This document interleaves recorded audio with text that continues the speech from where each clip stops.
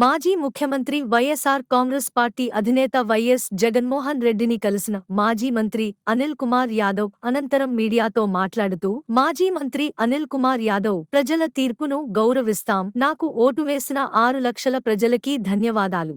మాకు ఓటు వేసిన వాళ్లపై దాడులు చేస్తున్నారు. వాళ్లకి అండగా ఉంటాం. గెలిచిన వాళ్లు ప్రజలకు మంచి చేయాలి. ఇచ్చిన హామీలు అమలు చేయాలి. కొత్త ప్రభుత్వానికి కొంత సమయం ఇస్తాం. ప్రజలకు అందుబాటులో ఉంటాం. మేమెక్కడికి పారిపోము. నాకు ప్రతిపక్షంలో ఉండడం కొత్త కాదు. 10 ఏళ్లు ప్రతిపక్షంలో ఉన్నాం. మళ్లీ ఉంటాం.